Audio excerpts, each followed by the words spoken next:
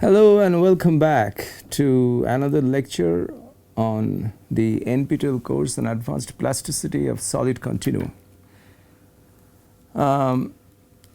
Please recall that we stopped at a pretty crucial place of our discussion on a time discrete variational approach for a Perzina type rate dependent model.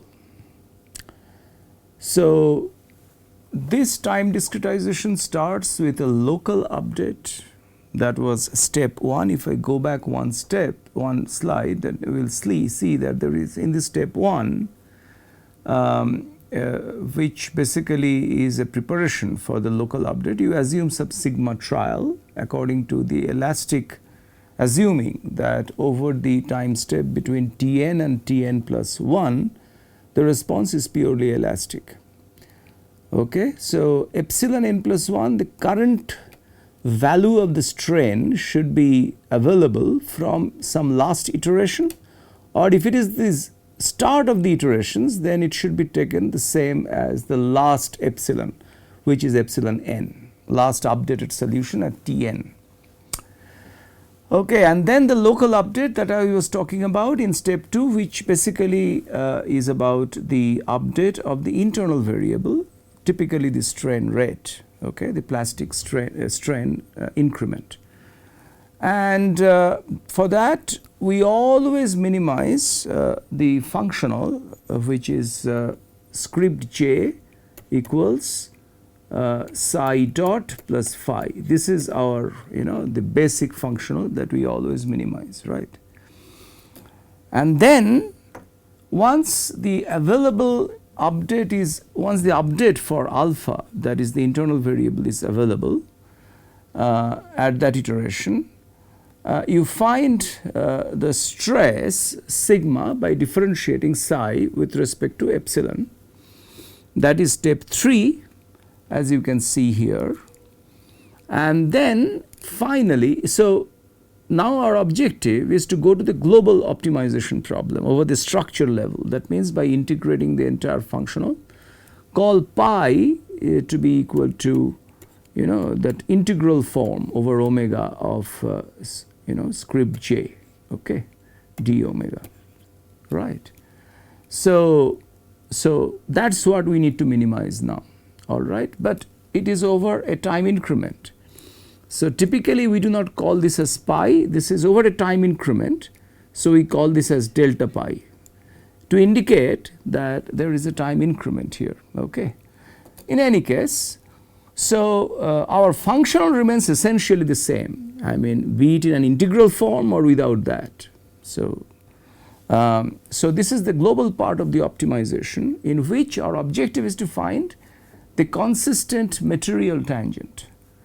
Let us call this by script C alg. Earlier in the context of elasticity, nonlinear elasticity problem, you remember that we did a similar exercise, right.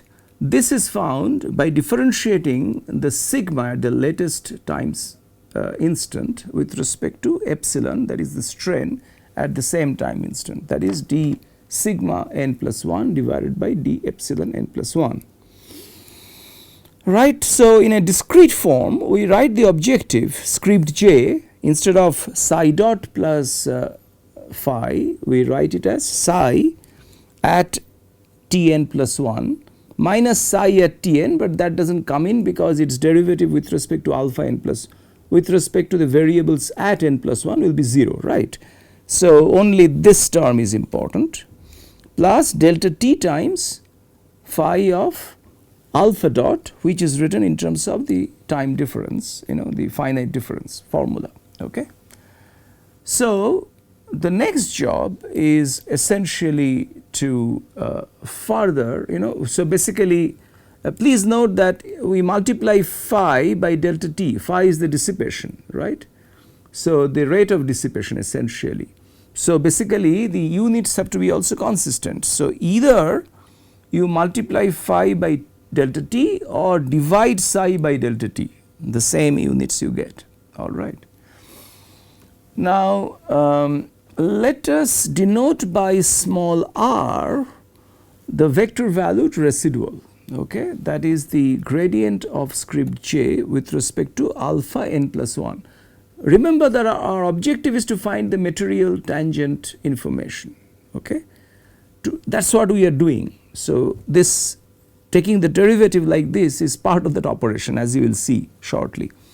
Okay, so let us take the gradient of script j with respect to the internal variable at n plus 1, alpha n plus 1, and then you see that as actually that is found in terms of the standard rules of calculus. Differentiate psi with respect to alpha at n plus 1, t n plus 1, and then differentiate phi with respect to alpha at t n plus 1. Now phi is, through the finite difference, phi is indeed an explicit function of alpha n plus 1, right. Also recall that if you treat phi as a function of alpha dot n plus 1, which it truly is, then you can do like this. This derivative delta delta n delta delta alpha at n plus 1 of phi is equal to delta delta alpha dot at n plus 1 of phi, now treated as an explicit function of alpha dot. Otherwise you cannot differentiate this with respect to alpha dot, right. By chain rule you have to do a multiplier, which is delta alpha dot n plus 1 by delta alpha n plus 1. Now if you use the approximation of alpha dot n plus 1 through the finite difference formula, that is alpha n plus 1 minus alpha n by delta t, then the derivative based on this formula, the derivative of alpha dot n plus 1 with respect to alpha n plus 1 becomes 1 by delta t, right. So basically this is 1 by delta t, right, and there is a delta t outside. So they cancel basically. So therefore in the process we finally arrive at R. This is a very interesting formula, a simple formula, that is the residual, the local residual here is del psi by del alpha n plus 1 plus del phi by del alpha dot n plus 1, which has to be set to 0, because we want the residual to be minimized, and the residual is minimized when it is 0, because any non-zero value, positive or negative, makes the residual to be inoptimal, suboptimal. Okay, so we now differentiate this. So in the first step, what did we do? We differentiated the residual R with respect to the internal variable alpha.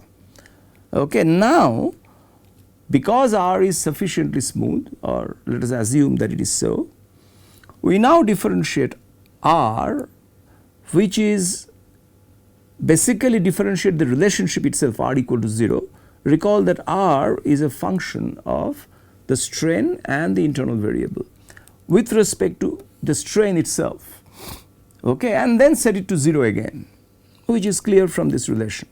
So that would lead to this simple relationship by the chain rule of differentiation, that is del R by del epsilon plus del R by del alpha times d alpha by d epsilon is equal to 0. Recall that this d alpha by d epsilon is a quantity that is of interest to us. This gives us the material tangent information.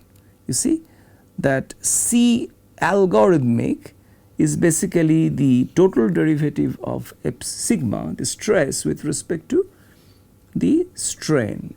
This is always true, even in elasticity this is true, okay, because this was the quantity that appeared even in elasticity, right.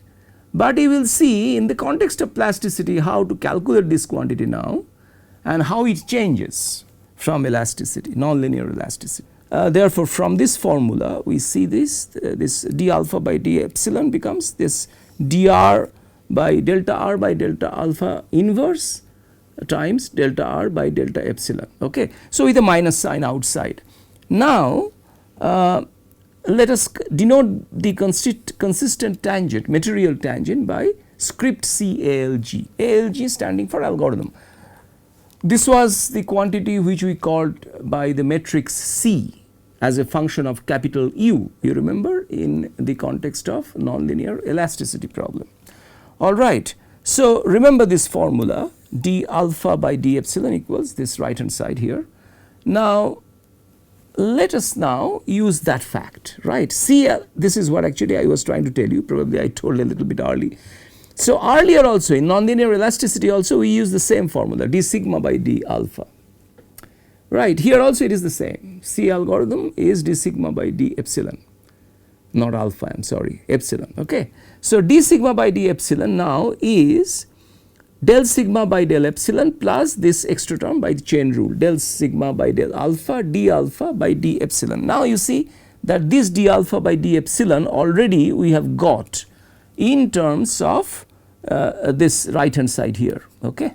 So, this is what we need to use in this case, okay. In place of this d alpha by d epsilon, we will use the other one, you know, that I showed you. So, then the formula becomes this, okay, del sigma by del epsilon minus all that.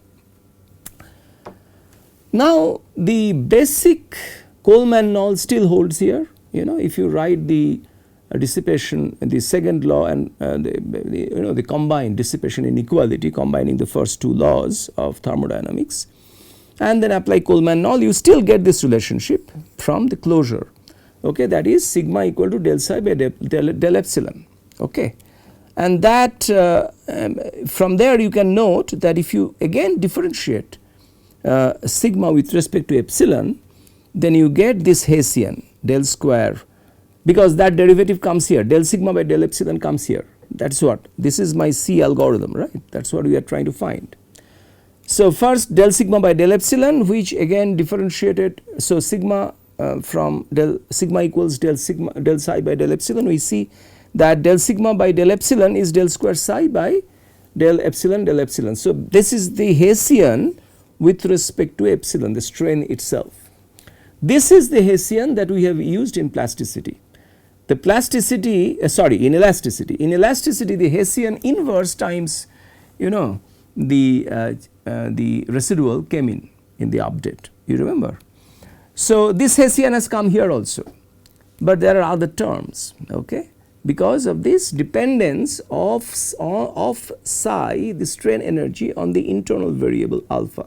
There were no internal variables in elasticity, okay. So, del sigma by del alpha now can be written as this is this term, okay, one after the other we are using. We have used this term, now we are representing this term, del sigma by del alpha, which is del square psi by del sigma epsilon del alpha, because of the fact identity that sigma is del psi by del epsilon. Now, you from this mixed derivative you see that this is something like the cross terms in the overall Hessian, right. The cross term means H epsilon alpha, okay. Now, you know, psi is a sufficiently smooth function, so H epsilon alpha and H alpha epsilon should be the same, right. The order in which you take the derivative, in the second order derivative, it does not matter, okay. So, then that is done. Then let us talk about this term del r by del alpha, and that is a pretty important component of our overall expression. So, del r by del alpha is essentially equal to, if you look at the expression for alpha, is del square psi by del alpha square, that is the first term, and you will also have 1 by delta t you know, of del square phi by del alpha dot alpha dot. Now, how did it come? Because del square phi by del alpha dot, when you do derivative with respect to alpha dot, each time, you know, you are essentially differentiating with respect to alpha dot, means alpha n plus 1 minus alpha n divided by delta t. So, all the time there will be delta t, a factor which will be coming in the denominator. So, finally, we will be getting a factor 1 by delta t, okay, because there was a factor outside, okay, in the form of delta t, okay. So, if you do the details, you will get this form, okay. So, that is del r by del alpha, and del r by del epsilon, which is the last term, which is given here as you know, del square psi by del epsilon del alpha, which is the cross term again, the same as this, right.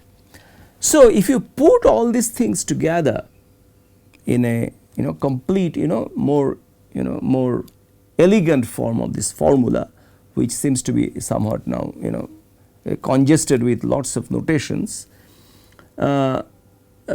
then finally, okay, so denote this del square psi by del alpha as H alpha alpha. So, we have all the terms in the Hessian.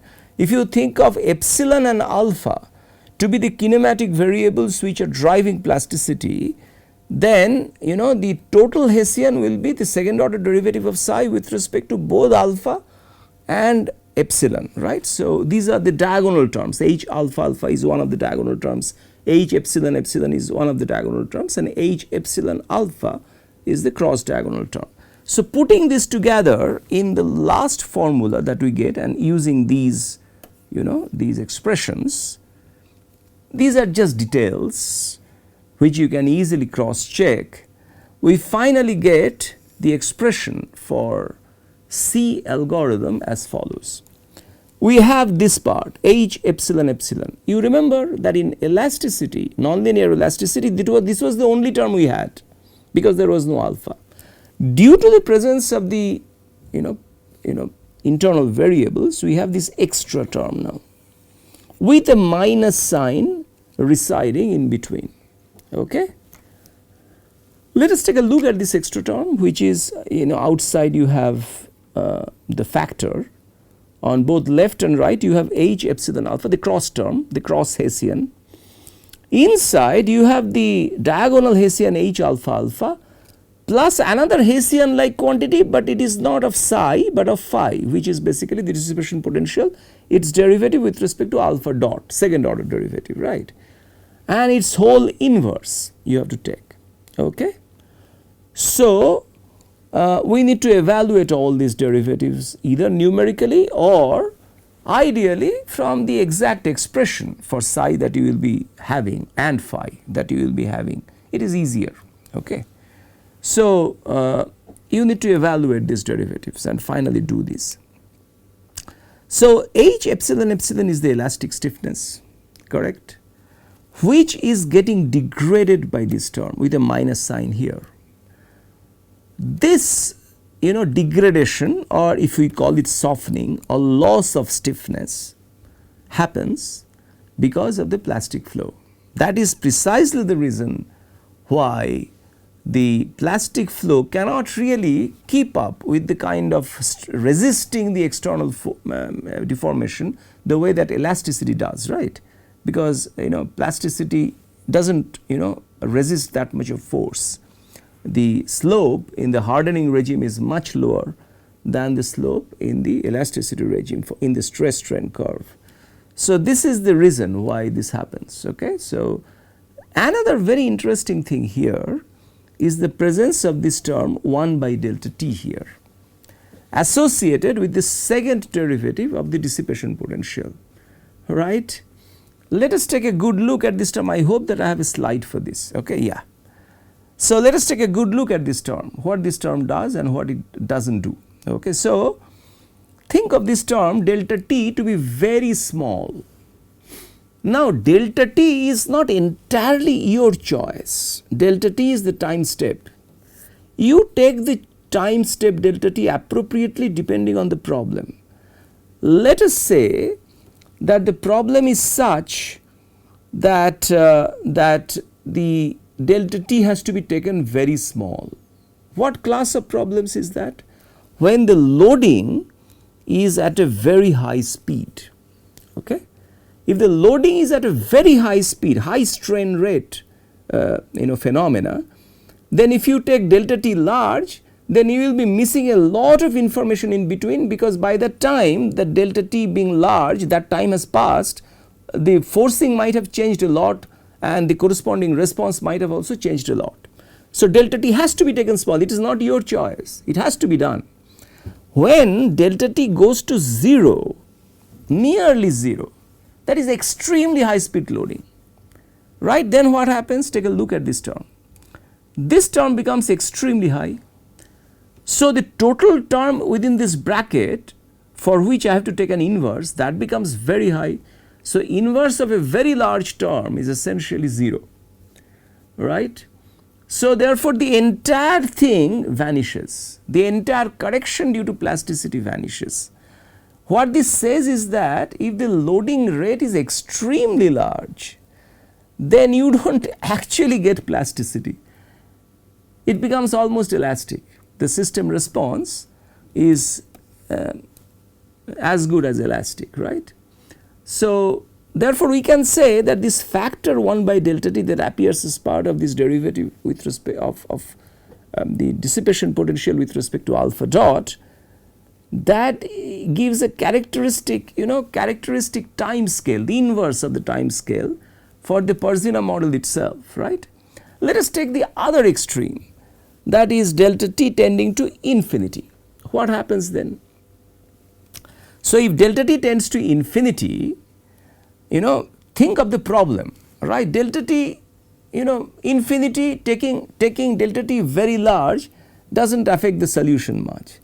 What does it mean? It means that the microstructure which we are not able to model properly here except at the macroscopic level through alpha, the microstructure is rearranging itself at a very fast rate. Delta t is very large. This means that the microstructure is much faster with respect to the macroscopic time intervals. That means the macroscopic time interval is much larger than the time needed for the microstructure to readjust itself because of this relaxation, microstructural relaxation. In that case, what happens? Delta t very large means this term only is almost 0, this term is still there. So, you get back rate independent plasticity, because the microstructural response is very fast with respect to the macroscopic scale at which you are simulating plasticity. Okay? So, that is also another special case which we can generate from here. Remember that in each of the cases we also get the corresponding material stiffness. In the elastic case, the whole term goes to 0, the second term on the right hand side, right. In the rate independent case, only this part goes to 0, only this part goes to 0, right. Only this part goes to 0, H alpha alpha still remains. So, you actually have C algorithm for that is H epsilon epsilon minus H epsilon alpha times H alpha alpha inverse times H epsilon alpha, that is for the rate independent case, right, the corresponding tangent material information, right. So, so you understand that in many cases so this delta t is a very important thing here, it has a physical meaning. You are not supposed to choose delta t arbitrarily without a a good look at what the problem is, right. There is also one more important thing here. So, you need to evaluate this inverse, right. It has become now pretty this thing. I will just write this H alpha alpha plus 1 by delta t del square phi by del alpha dot. This whole thing has to be taken an inverse, right. In the rate independent case, you need to take the inverse only of H alpha alpha, not more than that. So, rate dependent case, you need to take the inverse of the entire thing, right, this del square phi by del alpha dot also. When you do that, if it turns out that alpha is only in the form of the plastic strain, that is a simpler case, right. That means in the entire matrix, the information beyond H alpha is this inverse information, inverse of this matrix. The information is provided only by the incremental plastic strain. that means that out of all the variables that you are solving for in this optimization, only a few of them are affecting the inverse, right. So, there is a method called a low rank update approximation for the inverse. It is called the Sherman-Morrison-Woodbury formula, SMW formula. So, you can use that to get a fast lower rank update for the inverse that you need to calculate to get your C algorithm, right. So, these are some of these interesting physical and computational features that you come across in interpreting different types of plasticity and the transition from elasticity to plasticity, all right. So, this is the overall game plan for time discrete minimization for rate dependent plasticity in general. Once you have your C algorithm, right, the global solve is pretty simple. The C, just instead of that C that we have used earlier for elasticity, nonlinear elasticity, we have to use this C algorithm for defining my tangent stiffness, global tangent stiffness, which is integral B transpose. B is the strain displacement matrix, you should remember. So, integral over omega over the entire body B transpose this tangent material information B dV. Okay. So, once you find this delta U, finding this delta U is exactly according to the same Newton-Raphson formula that we have used for elasticity, which is the minus of the inverse of this tangent stiffness times the residual, all right. All this will have to be done, remember, over every time step iteratively, okay. So, fix the time step to be Tn to Tn plus 1, do an iterations, find the converged solution at Tn plus 1, and then once you are satisfied that you have got the converged solution up to the tolerance specified by yourself or some other user for whom you are working, then you can move to the next time step, all right. So, so once you have this delta U, you can update the displacement, right. So, you must understand this delta U that we are talking of here is basically a big vector. This is the vector of nodal displacements, right. Once the nodal displacements are available, you can find delta U as a function. I am not distinguishing between these two representations of delta U because it should be clear from the context, right. Then so, basically therefore, we have this again this Newton-Raphson type update local. So, basically the advantage of a Newton-Raphson like thing is that it has a locally quadratic convergence. Now, think of the same problem being solved by a return mapping type standard method, right, where there is no such functional which is to be minimized, okay, for which Hessians are available. In such a case, the convergence typically in standard plasticity, the standard way that even in ANSYS and many of these standard software tools which are available commercially, you will see that this kind of the minimization is not explicitly done this way that we are talking in this course. They use some other algorithms. So, there is no guarantee that there will be quadratic convergence. That means they will be much slower, which is not really a very good thing, especially given that the problem itself is very complicated, right. So, we need faster convergence, and also faster convergence ensure that you get better solutions, right. So, this is basically the overall strategy for our method for finding the finite element based solutions to plasticity, but we have so far neglected a very important thing in plasticity, right. If you for example take a wire and try to bend it again and again, it will undergo plastic flow, and if you touch that part which is getting bent the most, it will be heated, right. So, the point is that the heat transfer, which basically much of the plastic work gets transferred into heat and therefore it diffuses. So, this heat transfer must be considered as part of plasticity, right. So, we have neglected the heat transfer so far. We have assumed that there is no heat transfer. The time needed for conducting heat from one place to the other has not been given, right. So, the experiment has been so fast that heat did not have time to diffuse, right. So, this has to be now, this particular assumption has to be waived, and we need to think of how to do thermoviscoplasticity in the process, accounting for the effect of heat transfer on dissipation. We will see that if you start with phi star, that is the again the dissipation functionals dual, Legendre dual, we will actually start with that, and we can derive the primal potential phi based on phi star, which will in turn, this phi will in turn enter our overall functional to be minimized. Okay. So, we will continue to use our variational approach all through this course, and we will see in the next class, starting the next class, next lecture, how to therefore account for this heat transfer and the physical as well as the numerical consequences of having heat transfer within our plasticity model. Okay. So, till then I hope that you have understood what is being discussed, and I hope you are enjoying the course, and we will see you back soon. Thank you very much for your patience.